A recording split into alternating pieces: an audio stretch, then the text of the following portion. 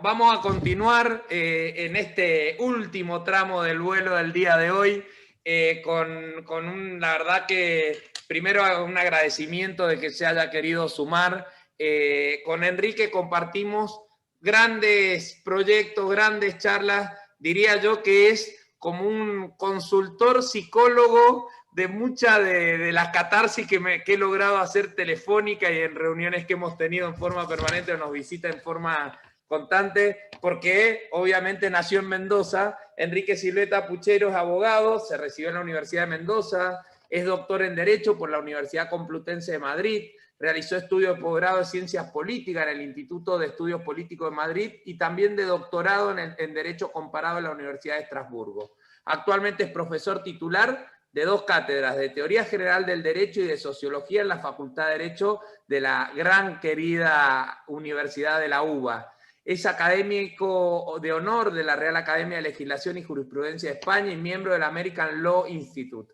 Ha sido profesor de la Facultad de Derecho de la Universidad de Madrid y de Gobierno de la Universidad de Harvard. Preside la Fundación de Investigaciones Económicas y Sociales, FINES, y una consultora especializada también sobre investigaciones sociales de campo. Ha sido consultor, a igual que nuestro querido profesor anterior, Santiago, de casi todos los organismos internacionales más vinculados a políticas sociales, desarrollo territorial y reforma de la Administración de Justicia, fundamentalmente en el PNUD, en el Banco Mundial, y actualmente lleva adelante en Uruguay con el Banco Interamericano de Desarrollo un proceso de consultoría. Ha dirigido recientemente el Diagnóstico Nacional de Necesidades Jurídicas Insatisfechas, el mapa de acceso a justicia con métodos alternativos y también sobre métodos alternativos de resolución de conflictos que se realiza desde el 2004 y hasta la actualidad realiza un estudio actual sobre, como decía, las percepciones de la sociedad argentina, ¡wow!, sobre la reforma de justicia. Querido Enrique, bienvenido, la clase es tuya, nuevamente agradecido de que nos acompañe acá en tu querida tierra de Mendoza, te extrañamos a la distancia. Gracias, Enrique. Bueno, muchas gracias a todos, buenas tardes y sobre todo tratar de transmitirles en parte el entusiasmo, la energía que transmite esta diplomatura y como todas las cosas que hace Mario Adaro allí en la frontera con el futuro y sobre todo abriendo un camino, que es esta situación que se nos ha planteado a todos de parálisis, sociedades empatadas, que no van ni para adelante ni para atrás y no sabemos muy bien si vamos o si venimos.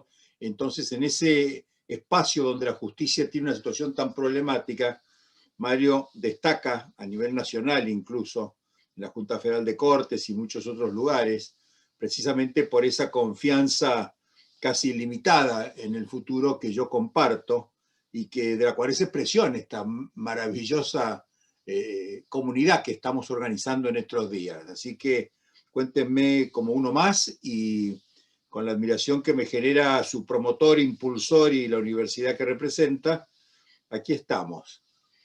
Yo voy a hacer una presentación que tiene 3-4 partes. Si me ayuda la organización, podemos poner la agenda. ¿Cuál es? A ver si puede estar ahí. En la ahí la ponemos, doctor. Ahí la sumamos.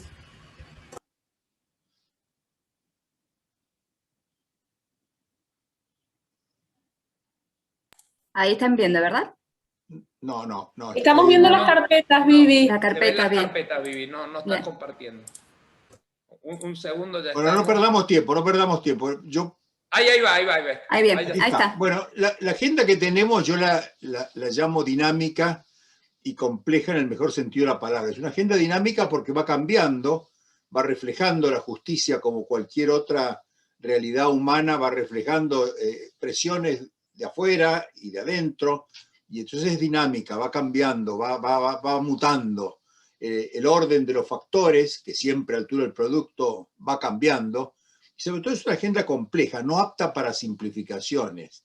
Dice muy bien el filósofo español Innerarity que el mal de la democracia no es la corrupción, ni la violencia, ni la polarización, ni la falta de representación. El mal de la democracia es la simplificación. Es decir, la tendencia a simplificar los problemas y a soslayar la complejidad que tienen. En la complejidad está la riqueza de los problemas y está en la búsqueda de las soluciones. Es muy difícil que simplificando, polarizando, extremando, con desmesura los extremos de las explicaciones, logremos llegar a algún lado. Me parece que esta agenda es dinámica, es compleja. Aquí están los puntos. Ahí tiene tres partes fundamentales. La primera parte voy a hablar de lo que el gran filósofo italiano Luigi Ferrajoli llama poderes salvajes. El poder está en un estado de salvajismo. Es una imagen que él recoge de Montesquieu, pero si uno recorre toda la filosofía clásica, va a encontrar esta idea del poder, qué le pasa cuando pierde el orden, cuando pierde el sentido, la brújula, y los poderes se encuentran solos consigo mismos. El poder entra en una etapa de salvajismo, de todos contra todos. Ferrajoli tiene un libro maravilloso, que seguramente será de los que le vamos a regalar en esta diplomatura. Es un pequeño libro que está publicado en Alianza Editorial, que se llama Poderes Salvajes, donde narra este proceso de cómo funciona la justicia y sobre todo la justicia constitucional en este contexto del poder librado a su propia fuerza, sin límites, sin horizontes, sin parámetros que lo contengan, sin factores que le permitan al poder funcionar dando lo que debe y puede dar, que es precisamente un sentido de gobernabilidad hacia el bien común. Esta primera parte la voy a exponer muy rápidamente, tiene que ver con la era de la polarización. La simplificación es en realidad un reflejo de una tendencia hacia la polarización, polarización de las ideas, polarización de la sociedad, polarización de las condiciones económicas, polarización de los enfrentamientos, una desconstitucionalización que tiene que ver con la crisis de legalidad.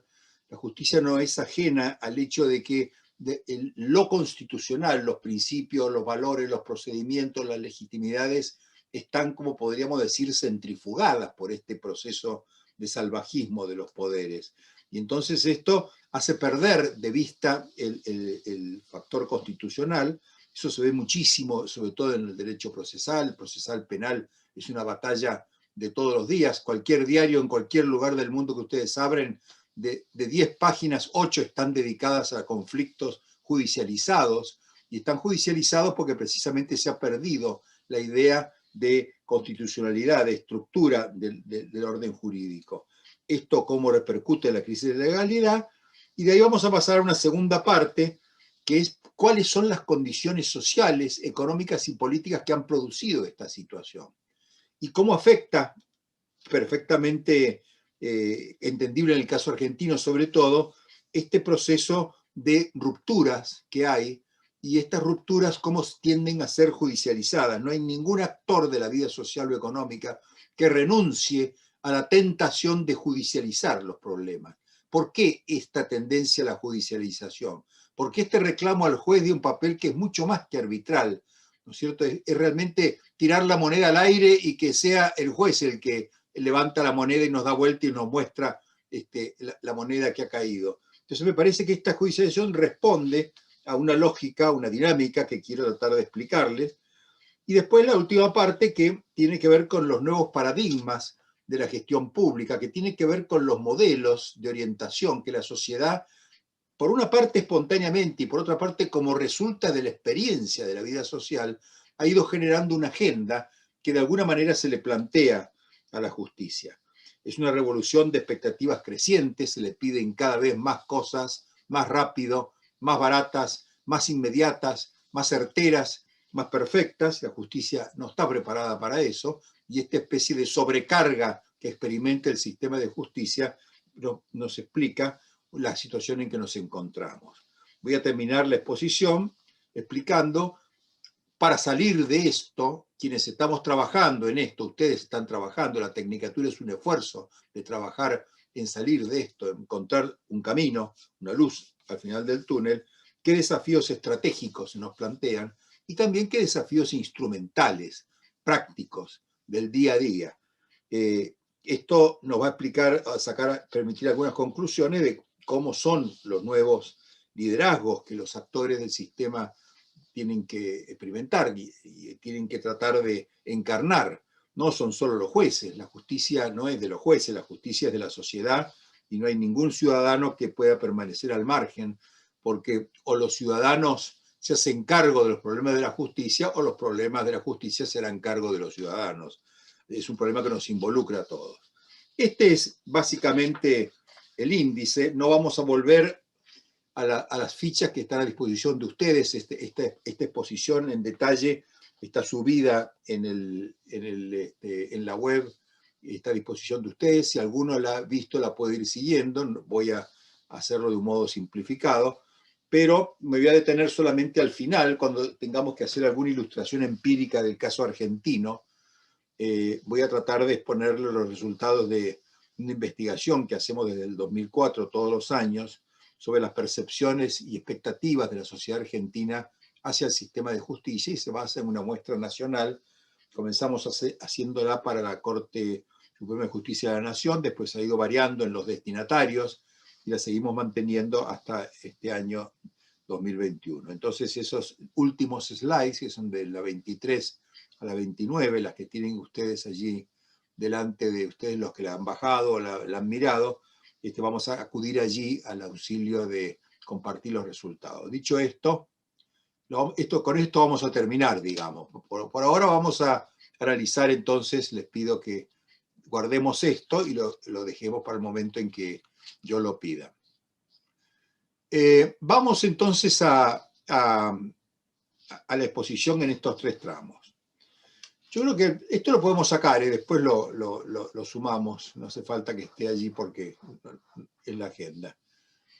Es decir, la tesis de base de esto tiene que ver con los siguientes fenómenos. En primer lugar, cosas que le están pasando a la sociedad contemporánea, que son datos centrales para analizar desde la justicia, para la justicia, la situación, no solo el diagnóstico actual, sino el diagnóstico prospectivo, el diagnóstico de futuro, hacia dónde vamos. El primero es esta especie de centrifugación del poder público, los poderes públicos y privados, todos contra todos, esta situación que lleva a una sociedad de suma cero, más uno, menos uno, igual cero. Discutía estos días con un constitucionalista muy importante en la Argentina, y yo le decía que hay un fracaso del derecho. Roberto Gargarella acaba de escribir un libro, un pequeño libro, donde habla del fracaso, del derecho ha fracasado. Claro, lo que ha fracasado es el derecho tradicional, es el derecho, vamos a decir, la matriz del derecho liberal, del Estado de Derecho que conocemos. Ha fracasado en una cantidad de objetivos que se había fijado, que no están siendo cumplidos. Puede ser un fracaso o una frustración definitiva, o puede ser algo transitorio. No es la primera vez que el derecho siente una situación de fracaso. Por ejemplo, en la época de entreguerras, existió una enorme literatura sobre la crisis del derecho, muy importante, aún hoy sigue siendo muy útil, y fueron los grandes juristas reflexionaron sobre el fracaso del derecho. Claro, eran épocas donde el derecho fracasaba. Hace un siglo exactamente el derecho fracasó, por ejemplo, en Weimar. La República de Weimar fue un intento de hacer una salida a esto. Fue la constitución más perfecta, no solo de la época, hasta el día de hoy, la hizo Hans Kelsen, y participaron allí los grandes juristas creadores del derecho público alemán del siglo XX. Era una constitución que tuvo avances extraordinarios. Para qué decirles que la convención constituyente tenía un 40% de mujeres, algo impensable. Weimar fue, vamos a decir, un espacio donde la humanidad tocó el cielo con las manos. Ahora, en esa posterioridad de Weimar, en 10 años, la constitución estalló en 1000 pedazos. Fue superada, desbordada, atropellada por la dialéctica de la polarización que en aquel entonces se estableció en Alemania entre los nazis y los comunistas. Entonces, esa polarización de la sociedad llegó al extremo que llevó a otra gran guerra mundial. Había salido de una guerra mundial y fue a otra guerra mundial. Ese es un periodo parecido. No hay momento en los países europeos en que no haya habido este ciclo. Piensen ustedes en enorme producción del derecho público en la época de la República Española, o piensen en la Italia previa y posterior al fascismo. Son grandes momentos en los cuales el derecho trata de reaccionar y genera precisamente un proceso de reconstrucción que hoy sigue siendo enormemente indicativo para nosotros. Entonces son poderes salvajes, pero lo más importante, que esto es nuevo, es único, es que la revolución que estamos viviendo es una revolución desde la demanda. Las revoluciones fueron siempre desde la oferta, la utopía, la causa, el programa, el partido, la idea, la propuesta. Los poderes públicos proponían a la sociedad un cambio revolucionario, y la sociedad acompañaba esos cambios. Es decir, la revolución venía desde la oferta, supply side.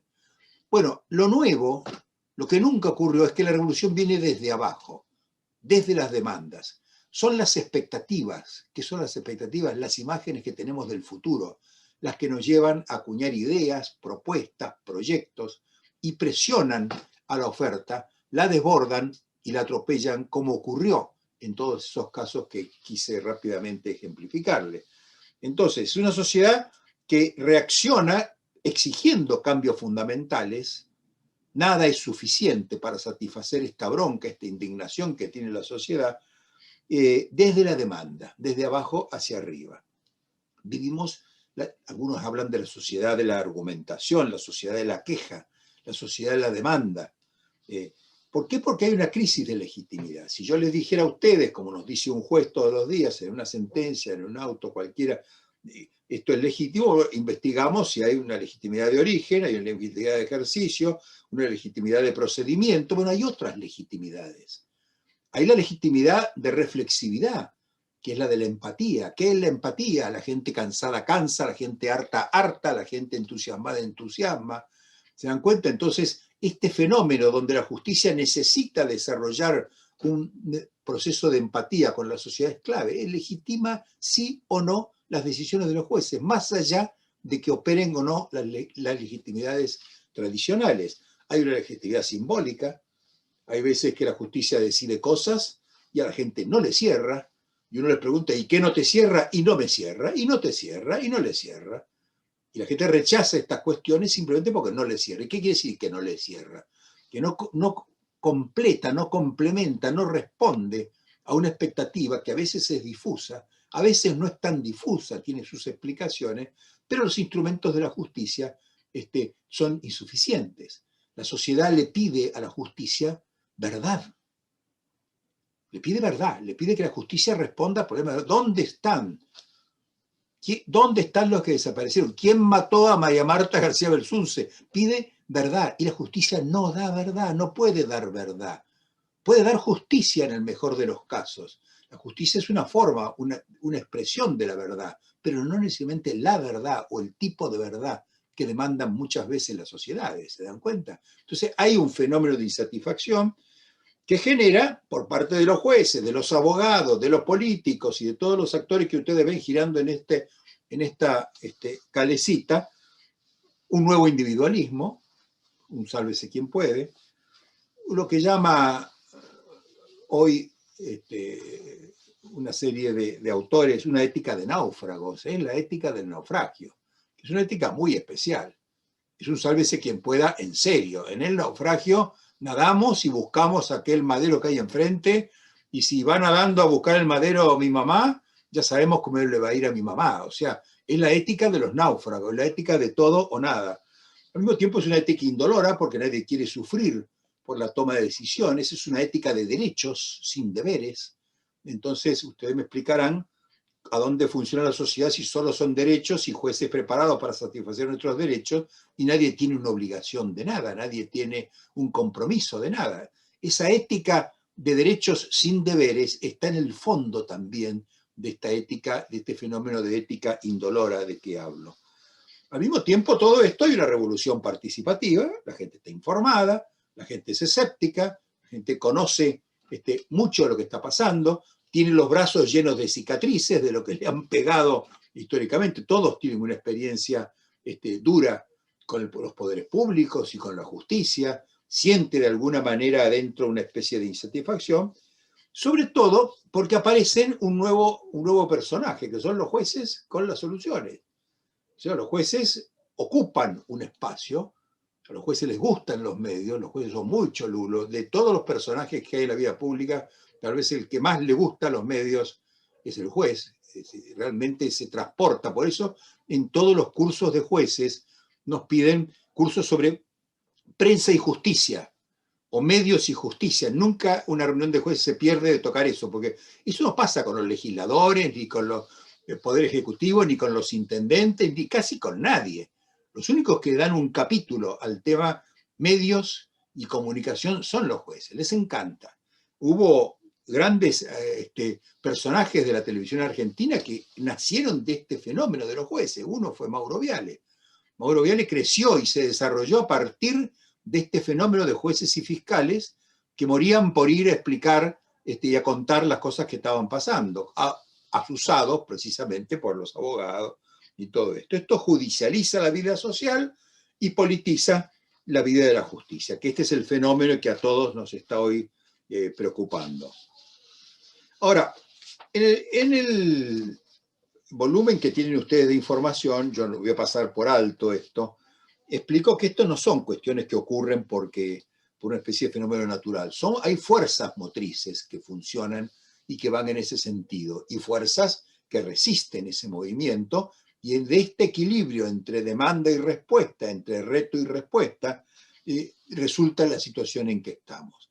Hay momentos en que las fuerzas motrices que tienden hacia la centrifugación son neutralizadas por otras fuerzas que tienden al fenómeno centrípeto opuesto, y siempre es un equilibrio dinámico, equilibrio inestable.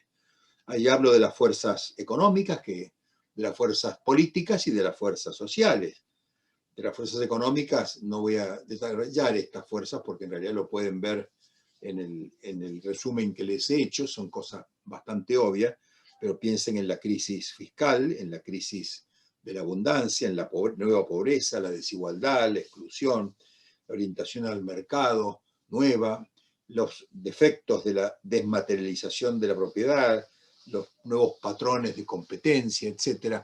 Hace unos años, en el 2017, el Banco Mundial dedicó su World Report, su informe anual, que es una de las biblias, digamos, de la información económica. Todos los años hay un World Report.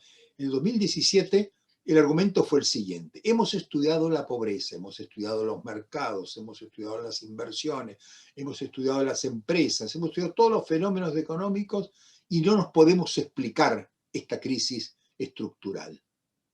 ¿No será momento que nos ocupemos del derecho? Y entonces, de una manera inesperada, el Banco Mundial, que significa centenares de equipos de investigación en todo el mundo, focalizaron su atención y produjeron un volumen que es muy interesante, que lo vean, que se llama Governance and the Law. Es como cuando los economistas descubrieron en los años 70 el capital social. Esto del capital social, ¿no será que esto de la confianza no es un fenómeno etéreo y que se puede estudiar y que se puede operacionalizar y que podemos encontrar indicadores? Cuando a veces los economistas descubren que estos fenómenos no son mágicos, sino que son fenómenos que pueden ser estudiados perfectamente, y descubren que de la tartamudez no hay por qué hablar tartamudeando y que se pueden hacer estudios rigurosos, tan rigurosos como los que pretendidamente hacen los economistas. Bueno, este fue el caso de este volumen, que es muy interesante porque allí los economistas y los organismos internacionales descubren la importancia del derecho, que estaba soslayada, estaba subestimada. El derecho eran fenómenos de conflictos y de abogados y de jueces no tenía nada que ver con lo que ellos descubren. ¿Qué descubren? Las nuevas funciones del derecho, que el derecho no es solo una especie de estructura de control social o un mecanismo de arbitraje y de resolución de los conflictos. El derecho es ante todo un instrumento de cooperación, un instrumento de promoción de nuevos compromisos y un instrumento de certificación de las relaciones sociales. Cosas que sabíamos los juristas desde siempre. Antes que el derecho fuera regla, fuera norma, fuera código, el derecho ya era eso. El derecho era orden que se actualizaba, ordenación de la razón al bien común, decía Santo Tomás de Aquino, ¿no es cierto?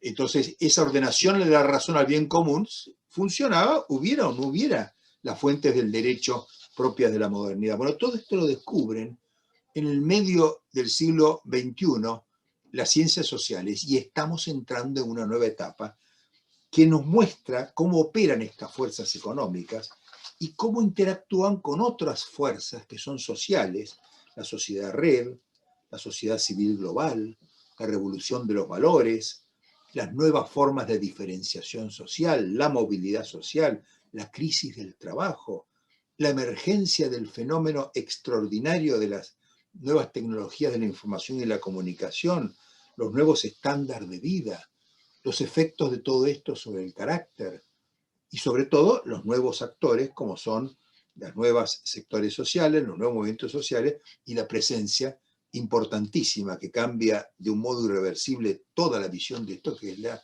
presencia de la mujer. Me parece que esto, agenda social, se complementa con una agenda política, que son las metamorfosis del poder, la declinación de las ideologías, la profundización de la democracia, al mismo tiempo los problemas de la democracia, la oligarquización, la crisis de los partidos, la crisis de la representación, las nuevas formas de pluralismo, la complejidad. El fenómeno central que está detrás de las fuerzas económicas, sociales y políticas es la complejidad creciente de la sociedad contemporánea y la necesidad de generar una teoría y explicaciones operativas suficientes que sean capaces de hacerse cargo de la complejidad. Un fenómeno nuevo, una realidad social nueva, exige también una ciencia nueva, que es la tesis que encabeza la gran obra de Tocqueville sobre la democracia ya después de la Revolución Francesa. Ahora, ¿cuáles son los puntos de ruptura, las que nos preocupan en esta tecnicatura, la que vemos si agarramos el diario y recorremos mañana a la mañana, página tras página, qué agenda nos va a quedar? Una agenda con ciertos puntos de ruptura. Hay muchos puntos de ruptura, rupturas mayores, rupturas menores, rupturas latentes, rupturas patentes. Yo creo que los debates que hoy tenemos más adelante en la crisis de la justicia en la Argentina son, en primer lugar, el fenómeno de la corrupción, el debate sobre la última palabra, que tiene que ver con la crisis de la división de poderes. ¿Quién tiene la última palabra? Los parlamentos, los presidentes, los jueces. Los jueces dicen siempre una frase muy soberbia y muy suficiente, la pronunció un justice americano hace mucho tiempo: nosotros tenemos la última palabra, no porque seamos los mejores, sino porque somos los últimos. Entonces, en definitiva, acá hay un embudo y en el final del embudo estoy yo. Bueno, los jueces decían esto y estaban muy tranquilos, muy campantes, pero no está tan claro que tengan la última palabra. Los jueces están a la defensiva, los jueces están preocupados. ¿Por qué? Porque no parecería que haya una última palabra. Este debate no tiene una última palabra.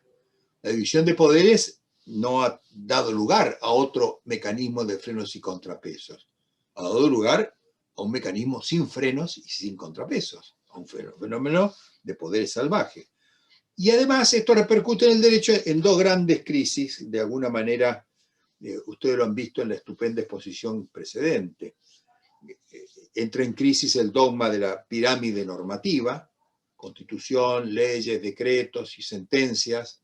No está tan claro que la pirámide no sea una ameba, donde a veces algo está arriba, a veces está abajo, y es una ameba que se va moviendo. Más bien habría pirámides diferentes, andariveles diferentes de la crisis, pero sí repercute en dos grandes dogmas que están en el fondo de nuestra teoría del Poder Judicial y del derecho público en general, que son el dogma de la burocracia institucionalizada, de que es posible contar con una burocracia neutral, especializada, y que las sociedades deben tender a preservar esa burocracia. No está tan claro, sobre todo en esta revolución participativa que no está dispuesta a reconocerle a ninguna burocracia especializada. La crisis que hemos tenido con el coronavirus es una crisis de los saberes expertos. Al principio, los saberes expertos eran los que saben, como decía nuestro presidente. Vamos a hacer lo que dicen los que saben. Hoy, cuando habla un infectólogo, todo el mundo cambia de canal. ¿Por qué? Porque los saberes expertos están en discusión. No solo en la salud, están en discusión en la educación, están en discusión en la pobreza, están en discusión en la propia función de los poderes judiciales. Y sobre todo, cómo impacta sobre todo esto esta realidad en tiempo global que es la globalización. ¿Cómo reacciona la sociedad?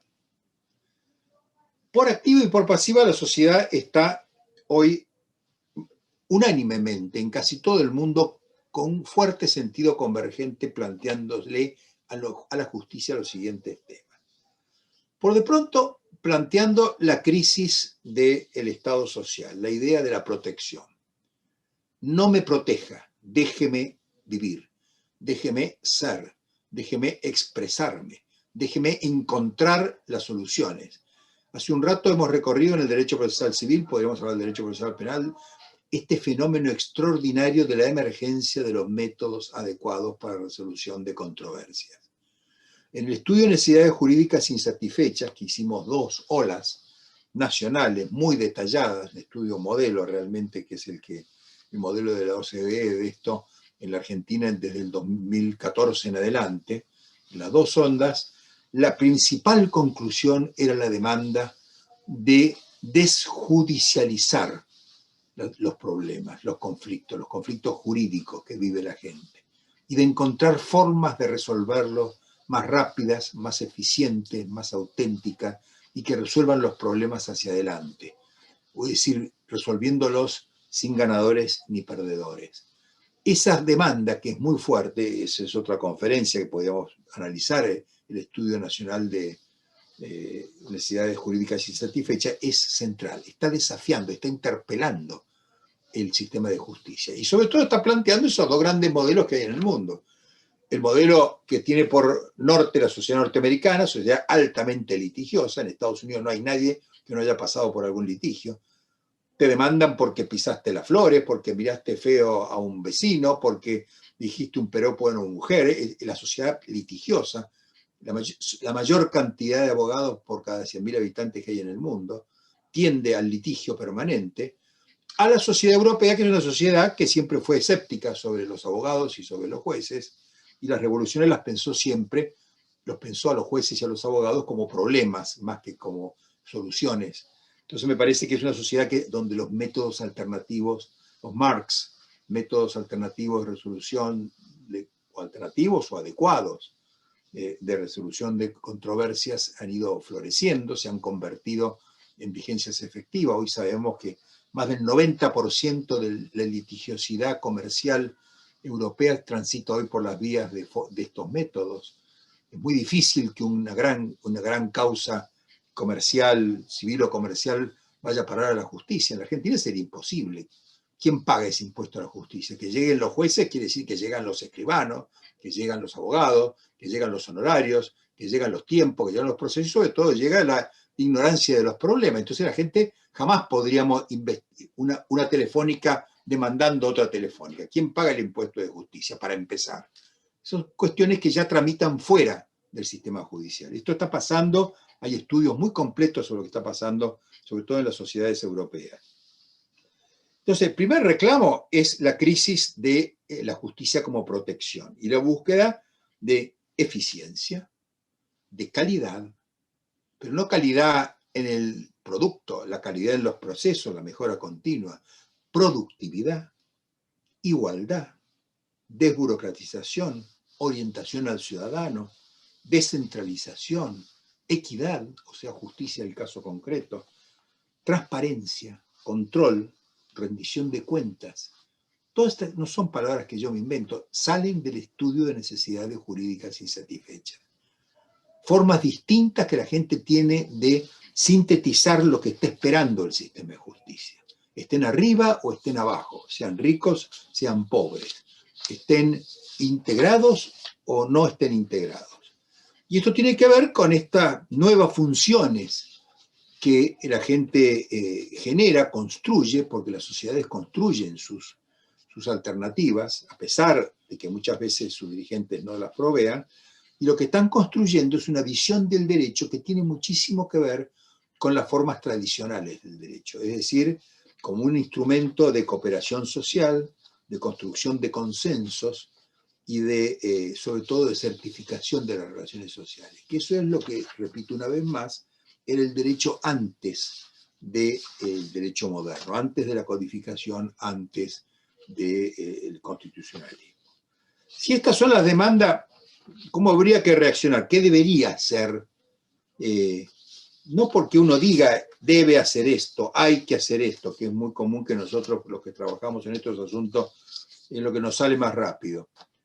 No, yo creo que es lo que debería hacer si realmente quiere atender a los términos de la demanda del problema. Yo creo que hay puntos de partida estratégicos e instrumentales. El primer asunto, y que la justicia no lo enfoca bien, entiendo por justicia los jueces, las asociaciones, desafiados por reformas, por ejemplo, la que estamos viviendo hoy, que ha habido ya 10 o 12 planes estratégicos desde el 83 para acá dando vuelta. ¿Qué es lo que se les está pidiendo y no reaccionan? Y cada vez que se manifiestan, muestran una vez más no hacerse cargo de esto. Primero que lo que se está pidiendo es que abandonen una visión reactiva, que actúa simplemente frente al problema, frente al desafío, frente al riesgo, como un mecanismo de acción y reacción. Les pide pensar estratégicamente. Misión, visión, objetivos, metas, indicadores, cálculos de recursos, cortos, medios, largos plazos. No necesitamos jueces que hagan solicitadas o comunicados, dándose por aludidos o victimizándose. Pensar estratégicamente es una de las grandes demandas que hoy se le está haciendo al sistema de justicia en la Argentina y en casi todo el mundo. Después, asumir la función gubernativa. Es decir, el Poder Judicial es una parte del gobierno de la sociedad. Forma parte de lo que Gargarella llama la sala de máquinas de la Constitución. No es simplemente un árbitro que habla por sus sentencias, tiene una función gubernativa. En la interpretación de una norma o de una constitución, la perspectiva institucional hoy es dominante, es más importante que cualquier otra perspectiva. Sin perspectiva institucional la gente no le acepta, no legitima las decisiones. ¿Y qué quiere decir pensar institucionalmente? Pensar en la dimensión de impacto sobre la vida institucional. Esto se ha convertido en una gran demanda prioritaria hoy desde la sociedad hacia la justicia. Asumir la función gubernativa y reconocer la dimensión institucional de la interpretación y de la aplicación del derecho. Esto implica recuperar la visión crítica, que es lo que esta tecnicatura está tratando de hacer, y lo está haciendo muy bien, y el enfoque es este, asumir una visión crítica del derecho y de la justicia. Eso implica tomar distancia, revisar alianzas, lugares comunes, posicionamientos estériles. Si ustedes ven cómo votan los jueces, por ejemplo, en el Consejo de la Magistratura, el juez vota juez. Un juez jamás vota a alguien que... Hay un conflicto entre jueces y políticos, el juez vota con los jueces. Siempre es un reflejo defensivo, muy corporativo, parecido al que tienen los políticos, por supuesto, y lo que tienen muchísimos sectores de la vida social, pero el juez no se le perdona esto, porque al juez se le pide ecuanimidad, se le pide distancia, se les pide una cantidad de virtudes en su visión y en sus decisiones de pensar estratégicamente. Esto implica redefinir algunos temas que son muy centrales.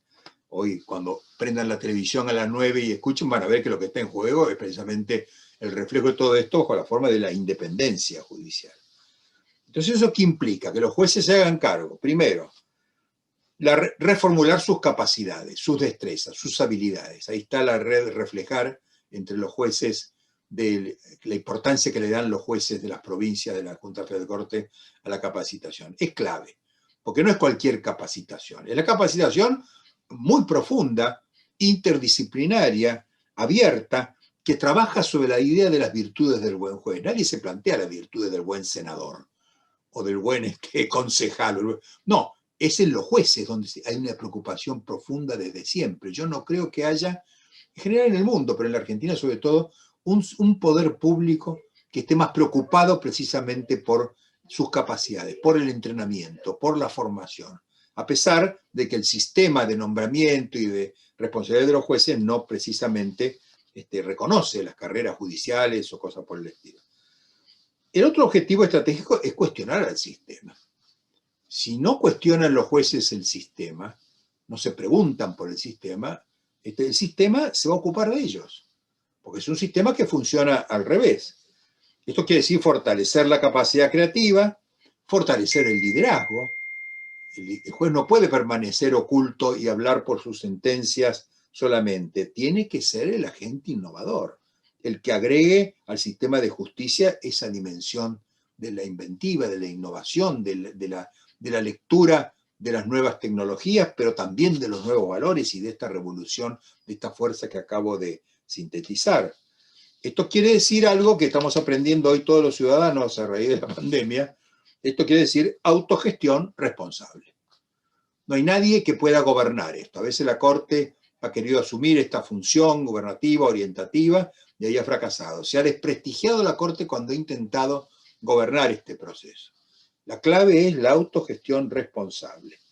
Cada persona es un garante responsable de su puesto de trabajo, desde los empleados hasta los secretarios, los jueces, los magistrados. Entonces, sin el fortalecimiento de este sentido, de este olfato de la autogestión responsable, la cuestión fracasa.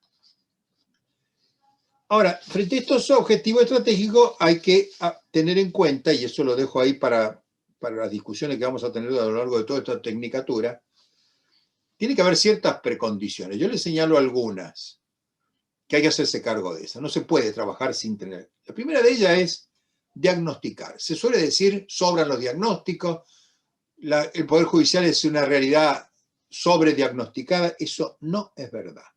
Hay 10 o 12 planes estratégicos, hay montones de estudios. Yo tengo una biblioteca con 8 estantes de planes y de diagnósticos. Sin embargo, seguimos sin saber nada o casi nada del Poder Judicial. Las estadísticas son primitivas, son muy pobres. Sirven para analizar ex post facto, no sirven para proyectar. Yo siempre digo que la estadística judicial es a la estadística lo que la música militar es a la música. Es algo que se parece, pero no es. Es una especie de género degradado. Necesitamos un sistema integrado de estadística pública acerca del sistema judicial. Cuando los jueces miden lo que les conviene. Es como los policías, ¿vieron esas estadísticas policiales que se basan en lo que dicen las comisarías? Los policías dicen lo que les conviene. ¿Y cómo les conviene? Ha sido imposible elaborar una estadística confiable. Primer tema, entonces, diagnosticar. Tenemos que hacernos cargo del diagnóstico, no está de más, es fundamental. Segundo tema que debemos hacer énfasis, y la diplomatura seguramente le va a prestar mucha importancia a esto, las primeras clases han sido muy elocuentes en esto, contextualizar. Sabemos poco de la cultura judicial real. Los jueces no les gusta que los investiguen, no les gusta responder encuestas, son muy reactivos, desconfiados. Es más, consideran muchos de ellos que el juez no tiene por qué explicar. Por ejemplo, yo que me dedico al tema de la interpretación y he publicado varios libros sobre esto, bueno, los jueces deciden y motivan la sentencia, pero una cosa es motivar una resolución que uno tomó y otra cosa es poder dar alguna pista de cómo se tomó. Eso en los tribunales colegiados es importantísimo. Jueces, sin embargo, eso es una especie de arcano profundo, secreto, que forma parte del saber secreto esotérico de la justicia. Entonces es muy difícil pensar que vamos a poder avanzar sin tener una visión de la cultura judicial más profundo, más desarrollada, y las relaciones de esta cultura judicial con otros aspectos de la cultura jurídica, como son la cultura de los abogados o la cultura de los receptores de los que sufren o viven la justicia. La tercera precondición, que es donde ha puesto el acento esta tecnicatura, y Adaro creo que va a ser ahí un enorme, está haciendo hace muchos años un aporte muy grande, que es innovar. Asumir el desafío de la innovación, pero asumiendo las innovaciones en el estado del arte en que se encuentran. No se trata de innovación o inteligencia artificial para la justicia, desde la justicia y hasta donde la justicia puede administrar. Hay que tomar las innovaciones en el estado en que se encuentran. Y esto es muy difícil porque no hay un filtro, porque no hay un saber establecido que nos permita filtrar lo bueno y lo malo, lo que sirve y lo que no sirve, lo caro y lo barato. Eso pasa muchísimo en muchos aspectos, sobre todo en la parte de las tecnologías. Entonces, en este sentido, me parece que innovar no es solo en el hardware, innovar es en la estadística, en la informática, en las comunicaciones, en la gestión, en los modelos de calidad, y sobre todo, que es la otra gran condición que quiero señalar, en el monitoreo y en la evaluación.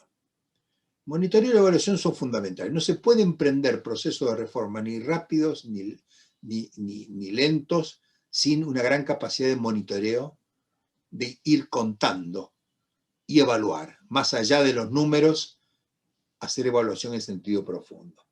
Y para hacer esto tenemos que incorporarnos a otro requisito, que es necesidad de acreditar, de homologar. O sea, lo que hacemos tiene que ser homologable.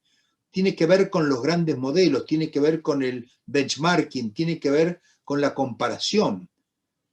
El Poder Judicial se tiene que incorporar a otras instancias nacionales, internacionales, donde también se hace calidad, se innova y se genera cambio científico y tecnológico. Porque es esa dimensión comparativa, esa homologación, la que nos permite saber tener un altímetro. Yo puedo creer como juez que voy volando a 2000 metros y estoy volando a 200 metros. Me estrello en el primer cerro, ¿cierto? Y viceversa. Puedo creer que voy a 200 metros y en realidad estoy volando a 2000 metros y estoy haciendo cosas que podrían ser perfectamente grandes aportes en otras esferas, otras disciplinas, otras áreas de la vida colectiva. Entonces, la necesidad de homologar y acreditar es fundamental. Me parece que esto nos lleva al último punto, la otra condición, después de monitorear y evaluar, que es los tiempos. En general, es curioso que en todas estas reformas el factor tiempo no se considera. Se suele decir, bueno, es una reforma profunda, es un tema cultural, hay que empezar de a poco, hay que hacer pequeñas cosas que tengan un valor ejemplar y que una vez que van avanzando, la suma de estas pequeñas cosas van a producir otros cambios. Ese es casi un lugar común. Yo pienso todo lo contrario, y lo digo desde muchísimos años de estar en todos estos programas. Lo que se necesita es una estrategia de shock. Tiene que haber un shock de capacitación. El Poder Judicial se tiene que declarar en estado de asamblea y asumir la gestión directa de este proceso. Si no lo hace, se lo van a hacer. Y se lo van a hacer en contra del Poder Judicial y en contra de los ciudadanos. Ahora, ¿puede la justicia hacer eso? Por supuesto que puede hacer. No hay ningún otro poder que tenga el poder que tiene la justicia para hacer eso. Implica abandonar ciertas cosas. Ciertas cosas y sobre todo ciertos privilegios. Mira, habrá que pagar impuestos, por ejemplo. ¿O vos te crees que vas a poder encabezar cambios sin pagar impuestos y ser el primero en la tributación? Entre otras cosas que los jueces no hacen y que solo funcionan si son ciudadanos de primera. Si no pagan impuestos, no son ciudadanos de primera. Digan lo que digan. Y este es un tema central. Estaba viendo hoy los sueldos del Tribunal Constitucional Español. No le voy a decir la cifra porque la verdad que es risible. Nadie gana eso acá. Un secretario ganaría eso. Los sueldos de los jueces en ningún lugar son los sueldos argentinos y las jubilaciones mucho menos. Entonces, ¿puede hacerse una transformación ejemplar sin ser ejemplo? Es el mismo fenómeno de la cultura de transgresión. La gente no cumple con las leyes. Tenemos la tradición hispanoamericana, española, de burlarnos de las leyes, de ser insensibles a las leyes. Tenemos una cultura de la desobediencia. No respetamos, la gente no respeta las leyes. Entonces, en las editoriales de los diarios dicen, habría que comenzar por respetar las leyes que hay. Es una pregunta que se pregunta cualquiera que mire esto de afuera, sin ser especialista, ¿es que las leyes son respetables? Una ley que no es respetable, pues conocemos la gestión de las leyes, cómo se produjeron, a dónde van, de dónde vienen. ¿Por qué si no son respetables van a ser respetadas? Vamos a los jueces. Si los jueces no son respetables, ¿por qué tendrán que ser respetados? El famoso tema de la obligación de obedecer al derecho. Toda una cuestión de las más profundas que tiene la filosofía del derecho. Este es más o menos el planteamiento que quiero hacer y quisiera pasar ahora a esas 5 o 6 slides para terminar, que nos hablan de alguna información empírica en cómo estamos hoy en la Argentina. Muestra de 1.500 entrevistas, es una muestra representativa hecha en todo el país, se hace todos los meses de abril. Esta que voy a presentar es abril 2020. No he podido terminar ni empezar la del 2021 todavía, voy un poco atrasado, la pandemia lo explica, es una encuesta difícil. Si la ponemos entonces las filminas que teníamos hace un momento a mano. Sí. Vivi, ahí está. No, la de colores, las de colores. Esas. Bueno, aquí tenemos nosotros una pregunta que es ¿cómo evalúa cada uno de los aspectos del funcionamiento del Poder Judicial que le voy a mencionar? Y le pido que califique de 1 muy mala o 10 muy buena, como en la escuela. ¿Cuánto le pondría al sistema de justicia en los siguientes temas? Entre un 1 y un 10. ¿No es cierto? El 1 y 2 es la roja. Son los temas peor calificados. Y la azul oscura es el 9 y 10. El negro es el no sabe, no contesta. Fíjense, y esto es importante, que en este tipo de encuestas sobre el Poder Judicial casi no hay no sabe, no contesta. La gente opina inmediatamente, porque la gente está muy al día de esto, o cree que está muy al día. Está todo el día viendo televisión, está todo el día leyendo, está viendo que los grandes problemas son problemas que tienen que ver con el Poder Judicial, opina rapidísimamente. ¿Esto es bueno o es malo? Es. En ciertos aspectos es muy malo, porque son juicios apresurados, no fundados. En otro aspecto es muy bueno, porque la gente está totalmente comprometida, involucrada y consciente de lo que pasa. ¿Dónde está peor, vamos a decir, la imagen del Poder Judicial? El rojo 38,5 más, que es el muy mal, y el mal, que es 3,4, que es el rosado. Los principios éticos. Los métodos de selección y nombramiento de los jueces, la independencia de criterio y el nivel de representación de la vida social real, de la sociedad. De ahí en más empieza un poco a mejorar el regular y empieza a crecer el bien o muy bien. El respeto a la Constitución, a las leyes, está empatado.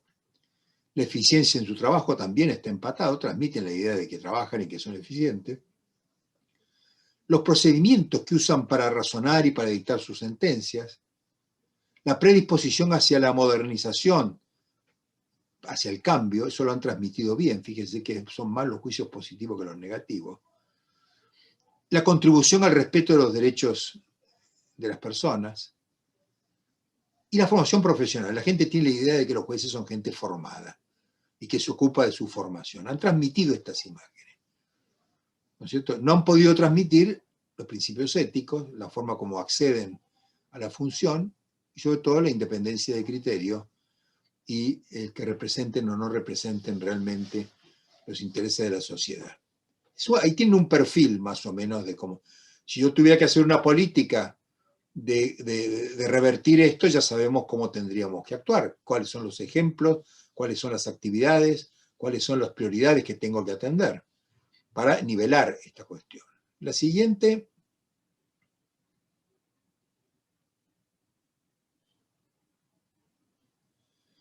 Nos interesa ahora saber cómo ve usted al Poder Judicial en su relación con los problemas económicos y sociales actuales del país. Entonces tienen allí una situación positiva, el azul, el amarillo es regular, y abajo se me ha borrado, no lo pude reflejar, el rojo, que es la parte negativa. Fíjense que en casi todos los temas supera el 45% de la evaluación negativa. Primero es la predisposición al cambio y a la modernización de la justicia, ahí se acuerdan ustedes, estamos más o menos empatados porque es algo que le reconoce la gente a los jueces. La disponibilidad para crear y proteger nuevos derechos económicos y sociales también es otro factor que se les reconocía, por lo menos está en pie de igualdad. Es un 40% que tiene una visión negativa, pero el resto tiene una visión positiva. La contribución al respeto de los derechos y las libertades, ahí está bastante bien, y de ahí en más comienzan a complicarse las cosas con más de un 60% de rechazo. Su disposición para tener en cuenta a la hora de decidir los casos las necesidades efectivas, no está completa la frase, las necesidades efectivas de de la gente sometida a las causas. La voluntad de investigar a fondo los casos de corrupción y delitos contra la administración, el Estado y la administración. 68% no le ve a los jueces mucha voluntad de investigación. Su contribución a la solución efectiva de la crisis económica, tampoco la ven, y su sensibilidad ante los problemas de la gente. El juez es visto como una persona insensible. O sea que todo lo que sea mejorar su función, respetar los derechos de la gente, está más o menos empatando y pierde en todo aquello que tiene que ver con las cuestiones más álgidas que interpelan la función de la justicia y lo obligan a tomar decisiones que comprometen a veces los valores que el juez reclama, la ecuanimidad, sobre todo la igualdad ante la ley, etc. La siguiente nos habla de un aspecto complementario. Hablando de la justicia en general en la Argentina, ¿cree que el nivel de la justicia en los temas que le voy a mencionar ha mejorado, sigue igual o ha empeorado? En general es el sigue igual o ha empeorado. Este es el 2020, falta el momento de este año, que nosotros hacemos los meses de abril, les vuelvo a repetir esta encuesta nacional. La independencia respecto del poder político está un poco mejor, porque polemiza y pelea con el poder político, pero en general sigue igual o empeoró. La preocupación por la lucha efectiva contra el delito, eso está peor, y va empeorando la relación con el resto de la sociedad, la formación ética, la formación profesional, el sentido de responsabilidad en su tarea, la actitud democrática de sus miembros, la preocupación por las consecuencias sociales de las decisiones que toman, la independencia del poder económico es muy baja, y su disposición a revisar la constitucionalidad de las leyes. Aunque, entonces, una serie de cosas que preguntamos, es una pregunta que tiene varias subpreguntas. Digamos que es muy vulnerable la posición, genera una sospecha y explica por qué está la crisis. Las jueces tienen hoy menos confianza que los senadores, que eso ya es, no hay nada peor que un senador aquí y en la China, bueno, entonces están peor los jueces. Es una crisis que se debe revertir. Seguimos para buscar alguna explicación. Aquí he tomado diversos periodos, fíjense, no tomé el 2020, no lo agregué, cerré en diciembre del 19, comparé los diciembres y noviembres, entonces tienen el 2015, el 2016, el 2017, 2018, 2019, en otras presentaciones tenemos una línea, ¿no es cierto?, y no las barras. Mirando los conflictos políticos de estos últimos años en el país, las posiciones que los jueces han ido adoptando, ¿diría usted que los jueces intervienen en política? Mucho, algo, poco o nada. Es decir, los ven a los jueces interviniendo en política. No los ven neutrales. La siguiente. ¿Cree usted que los jueces argentinos deberían intervenir en cuestiones políticas adoptando posiciones activas en defensa de los derechos individuales y contra el Estado o deberían más bien conservar su posición actual? La idea de conservar la posición actual está vinculada a la visión negativa de que interviene mucho en política. O deberían intervenir mucho menos. Es un 31 más un 22%. La idea de una intervención más activa, mucho más, 19, poco más, 16, poco menos, un 5. Es una cuestión altamente debatida. A pesar de que hay mayor claridad, positiva o negativa en otros atributos, en la intervención en política la gente no la tiene del todo clara porque ven los jueces también uno de los únicos sectores que está dispuesto a ponerle frenos o decirle un pero al poder político cuando el poder político se complota para actuar. No todos tienen visiones negativas de esa actuación del Estado, no todos tienen visiones positivas. La siguiente creo que termina esta línea cuando preguntamos: existe en la Argentina un conflicto de visiones. acerca de la relación entre justicia y política.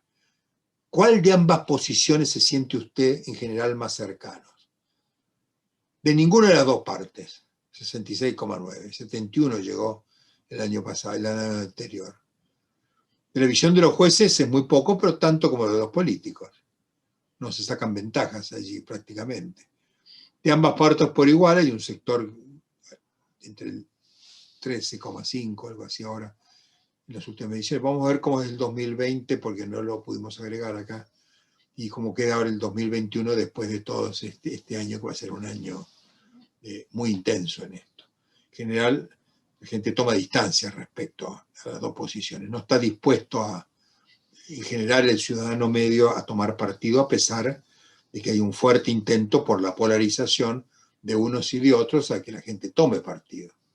El lawfare famoso tiene que ver precisamente con la idea de meterle a la sociedad a presión una especie de sentimientos de polarización, de ganar o perder, de todo o nada, de ellos o nosotros, que en general la gente resiste pidiendo que se le respete cierta distancia respecto a ese tipo de conflictos. Siguiente, creo que se ha abierto, con esto termino, en el país un nuevo periodo de gobierno, hablando siempre de la justicia. Esta encuesta se hizo en abril del 2020. Siempre la justicia. ¿Qué expectativas tiene usted hacia el futuro? Entonces la gente bastante escéptica, muy positivas 8, ¿cierto? Muy negativas 13, tampoco es una cosa ni muy positiva ni muy negativa. La mayor cantidad de la gente se ubica en posiciones a la expectativa. Digamos que las expectativas positivas suman en total un 43,2% y las negativas un 47%. Son sensaciones encontradas. Habrá que ver si la reforma judicial, que se lanzó un poco después de esta encuesta, o al mismo tiempo más o menos, ha crispado o ha polarizado las posiciones.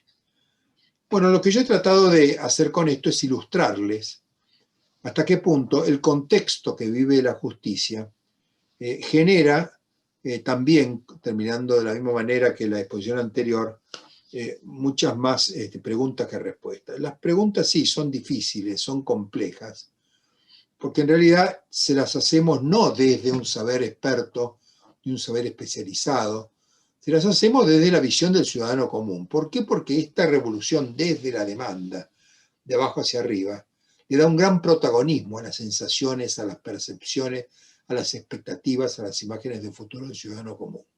Cada vez más los dirigentes piensan o tienden a pensar de la misma manera que piensa esta revolución desde la demanda, que es lo que estamos viviendo y que no se explica, porque tiene una lógica y una dinámica distinta a otras revoluciones, no se explica por qué las preguntas serán varias veces más importantes que las demandas, que las respuestas. Enrique, querido, la verdad, me dan ganas de hacer algo que es pararme para aplaudir, estoy haciéndolo. Realmente no bueno, te quise una cosa que no dije otro principio es que no deben exagerar los jueces. Entonces... No, sí. Sabés que tengo muy disminuida la capacidad de exageración, la tengo inhibida. Pero bueno, pasar por muchos de los conceptos que hoy nos ha dejado. Realmente en el chat tenemos miles de preguntas, quedan muy pocos minutos, pero recorrer contenidos y reflexiones sobre la revolución de la demanda, la estrategia del shock, la de abandonar la visión reactiva, fundamentalmente me dejaste flashé con la autogestión responsable.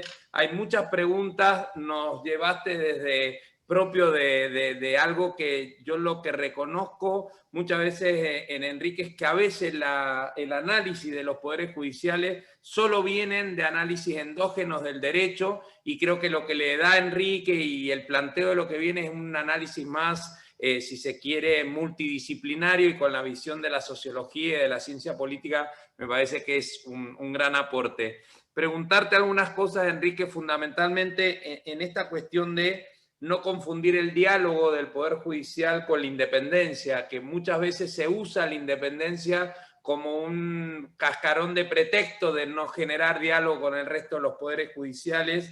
del Poder Judicial con el resto de los poderes y con la organización civil, y esta dificultad que hay en un país o en los países donde se adolece de diálogo político, la judicialización de los temas políticos. Es decir, a falta de diálogo político, la pelea en el ámbito judicial de los temas que son de la política y de la democracia, ¿no? Bueno, es que la justicia provee un mecanismo de plantear los problemas y de resolverlos que es atractivo, es muy atractivo para la gente, porque es la idea del debido proceso, la idea de la motivación, la idea de basados en evidencia, como dicen ahora los políticos, ¿no es cierto? Son cosas que en la justicia son centrales. No es posible resolver, decidir, sin basarse en evidencias. Son todas palabras que vienen de una idea de la legitimación compleja como la que acabo de hablar. No es legitimación de origen, ni de ejercicio, ni procedimental. Hay más legitimidades que el juez está obligado. A veces se descuidan, muchas veces, porque son muy autorreferenciales, pero evidentemente eso fascina a muchos sectores, porque dice, bueno, no le voy a dar la resolución de estos conflictos a los escribanos, ni se los voy a dar a los economistas o a los contadores, ¿no es cierto? O a los sindicalistas, o a los políticos, o a los curas. Mejor que los trate la justicia, porque hay en la justicia un sustento que está muy penetrado en la sociedad, de que hay principios, hay procedimientos, hay reglas, y sobre todo, lo que es más importante, hay estándares que no son tan comunes en el resto de la asistencia. Entonces me parece que eso le da una primacía al Poder Judicial. ¿Puede el Poder Judicial sin más sumergirse en la trampa de esos diálogos que en realidad no son diálogos, son simulacros de diálogos? Yo recuerdo en la Argentina se vivieron situaciones, a mí me tocó cuando llegué a vivir a Argentina, viví muchos años en Europa, en los 80, me tocó estar en el gobierno de Alfonsín, y ahí yo recuerdo que la crisis de legitimidad era total. Se había llegado a la transición de la democracia, entonces en ese momento se miró, bueno, ¿y cómo hacemos? ¿A qué parte le damos la legitimidad para resolver la cuestión militar, por ejemplo? La cuestión que acosaba y seguiría acosando muchos años al poder democrático. Y se revisó, bueno, y muchos dijeron, ¿cómo se vamos a dar a los jueces si vienen del antiguo orden y vienen del anterior proceso y han jurado por las actas del proceso? Y mucha gente decía eso, los filósofos decían eso. Hay que revisar eso, hay que ponerlos en comisión, hay que discutir.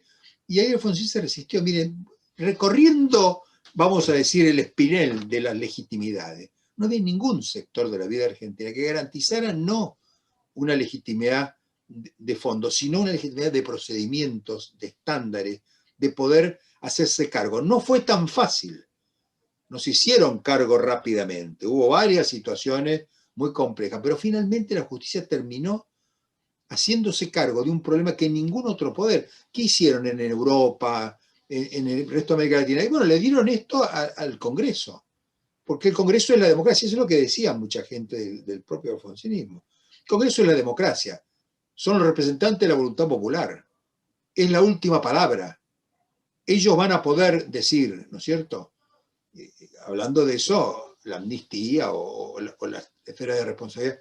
Creo que la decisión de optar por los jueces tuvo que ver con un olfato, una percepción de que la justicia daba algo que va más allá de la legitimación formal.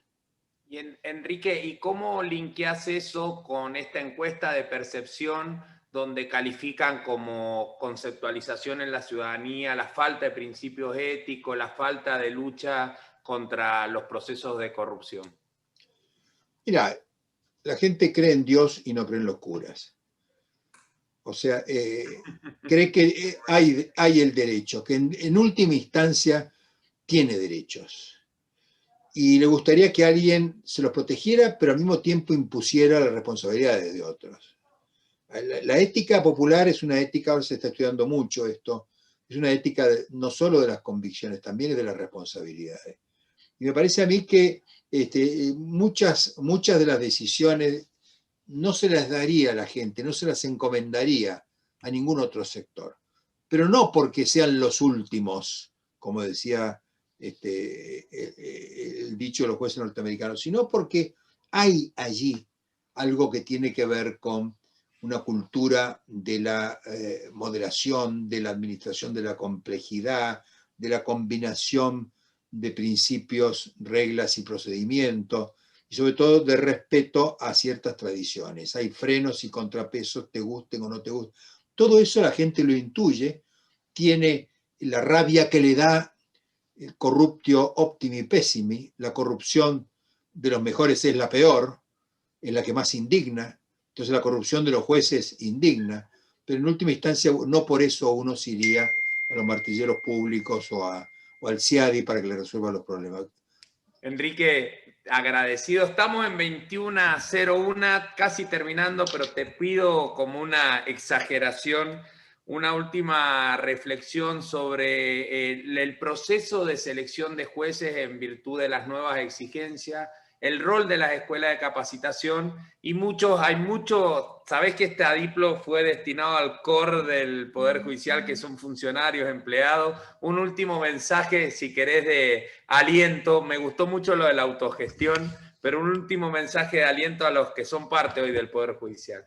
No, yo creo que el Poder Judicial, si uno mira estos 40 años de transición democrática en la Argentina, y mira qué han hecho los tres poderes, el Poder Judicial le lleva unas ventajas al Poder Legislativo, ni que hablar a los poderes ejecutivos, nacionales, provinciales y municipales, en atención, en dedicación, en focalización en los problemas de su propia capacitación, destrezas, habilidades. Falta muchísimo por hacer, pero no hay ningún otro sector que haya hecho esfuerzo. Ese esfuerzo no lo han hecho ni los empresarios, ni los sindicalistas, ni los curas, ni los senadores, ni los diputados. Creo que es un trabajo muy importante y no es una exageración, uno lo ha vivido. Es difícil, es decir, yo he enseñado en muchas escuelas judiciales, en muchos programas, rara vez vi sentado a un juez. En general la gente que venía era toda gente, secretarios, fiscales, algunos jueces muy, muy notables, pero en general los jueces no les gusta porque no les gusta ser alumnos. Sí se enseña derecho civil profundizado, y tenés 40 escuchando a Lorenzetti, o derecho administrativo profundizado, entonces tenés, pero estas enseñanzas o trabajos que generan un tipo de capacitación diferente para la toma de decisiones, de disciplinas nuevas, etcétera, no cuentan con mucha aquiescencia de los jueces, pero es una cosa que tenemos que hacer. Yo creo que evidentemente la capacitación de los jueces tiene que estar muy institucionalizada, tiene que estar premiada, tiene que estar promovida, tiene que estar estimulada, tiene que estar distinguida, porque pasa con todos las esferas. Otra charla vamos a hablar de cómo hacerlo, porque en realidad las formas de enseñar no son todas un curso con un profesor con un pizarrón. Hoy los grandes funcionarios, los presidentes de las empresas, estudian muchísimo. Si no estudian, los echan los directores. Las asambleas no perdonan a los ejecutivos no capacitados. Ahora, ¿cómo estudian ellos? Hacen otras cosas que los jueces deberían poder hacer. Todo eso está vacante, está sin desarrollar, y es el gran desafío de la tecnicatura.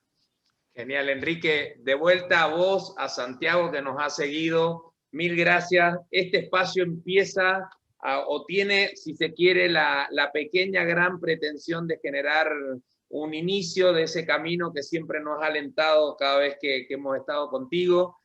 Como bien dicen muchos ahí, hay muchos jueces, hay que cambiar también ese modelo jerárquico de jueces, funcionarios, empleados y pensar en modelos horizontales, de redes, de colaboración, porque ahí es donde viene el camino del hackeo de las instituciones y empezamos a pensar en ese sentido y vos sos siempre nuestro gran gurú en ese camino. Nuevamente, gracias, Enrique. Te esperamos porque te vi toda la clase anterior. Entra cuando quieras, pedinos la palabra, aportar, porque sos parte de esta red, siempre lo fuiste, así que a todas, muchas gracias, Enrique, muchas gracias, Santiago, querido Charruda, a la distancia. Muchísimas gracias a ustedes y muy honrado de participar.